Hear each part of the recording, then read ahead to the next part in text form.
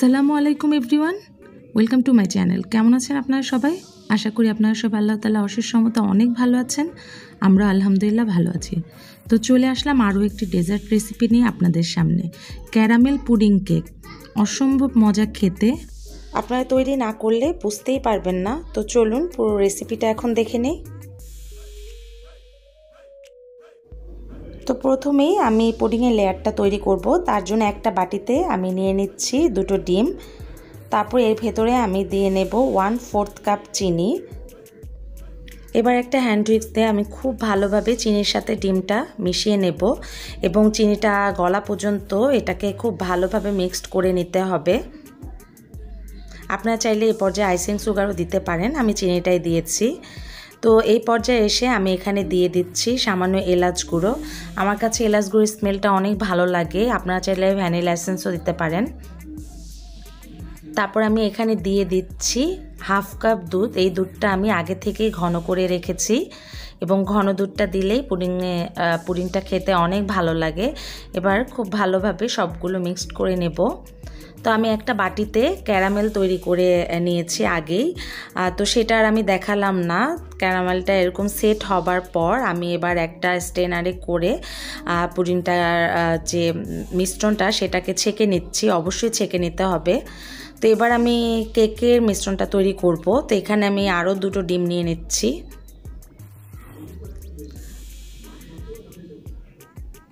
তারপর আমি একটা ইলেকট্রিক বিটার দিয়ে ডিম দুটোকে খুব ভালোভাবে বিট করে নিব।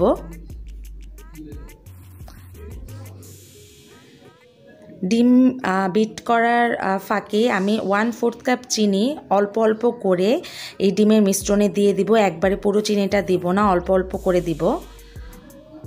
তো এখানে 1/4 কাপ চিনি লাগবে এবং মেজারমেন্টটা কেকের ক্ষেত্রে সেমই হবে, সব কিছু 1/4 কাপ করে আমি দিব।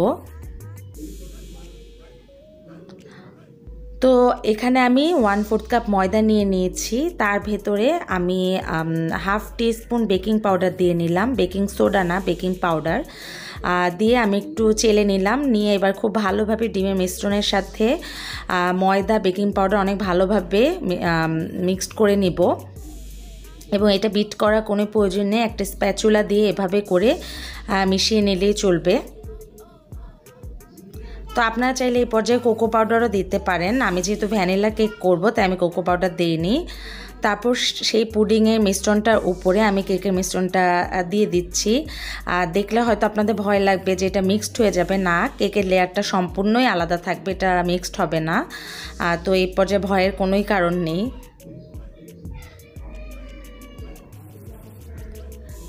তো এবার আমি একটু ড্যাপ করে নেব, তাহলে ভিতরে যে বাতাস সেটা বের হয়ে যাবে। তো আমি চুলোতে একটা হাঁড়ি গরম হতে দিয়ে দিয়েছি। আজকে এটা আমি স্টিম করব।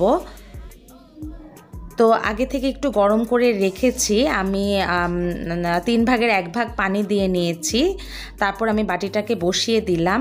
এবার আমি ঢাকনার যে ছিদ্র থাকে সেটাকেও বন্ধ করে দিতে হবে, দিয়ে অপেক্ষা করব 40 মিনিট। তো আপনাদের বেশি কমও লাগতে পারে। 40 মিনিট পর আমি একটু ঢাকনাটা খুলে দেখছি কি অবস্থা। হ্যাঁ, খুব সুন্দরভাবে আমার কেকটা পুডিং কেকটা তৈরি হয়ে গিয়েছে এবং একটা কাঠি দিয়ে আমি এরকম দেখে নিচ্ছি, যখন পরিষ্কার বের হবে তখন হয়ে যাবে। তো বাটিটা সম্পূর্ণ ঠান্ডা হওয়ার পর এবার আমি একটা প্লেটে তুলে নিচ্ছি। তো আপনাদেরকে দেখাচ্ছি কেমন হয়েছে। তো আপনারা দেখতেই পাচ্ছেন অসম্ভব সুন্দর হয়েছে দেখতে, ক্যারামেলটাও দারুণ হয়েছে এবং খেতে কিন্তু আরও ভালো হয়েছে। আপনারা অবশ্যই বাসায় ট্রাই করবেন এবং 2টো লেয়ারে, 1 লেয়ারে পুডিং এবং 1 লেয়ারে কেকটা অনেক সুন্দরভাবে হয়েছে। আপনারা চাইলে কেকটা চকলেট কেক তৈরি করতে পারেন, তাহলে দেখতে আরও সুন্দর লাগবে। তো এখন আমি একটু কেটে দেখাচ্ছি আপনাদেরকে। তো এই যে দেখেন, উপরের লেয়ারটা হচ্ছে পুডিং আর নিচেরটা হচ্ছে কেক। তো আপনাদের কেমন লাগলো আজকে আমার এই ডেজার্ট রেসিপিটা? আশা করি ভালো লেগেছে। ভালো লেগে থাকলে লাইক, কমেন্টস এবং শেয়ার করতে ভুলবেন না। আর আমার চ্যানেলটি সাবস্ক্রাইব করে আমার পাশেই থাকবেন। তো আজকের মতো আমি এখানেই বিদায় নিচ্ছি। আপনারা সবাই ভালো থাকবেন, আমাদের জন্য দোয়া করবেন। আল্লাহ হাফেজ।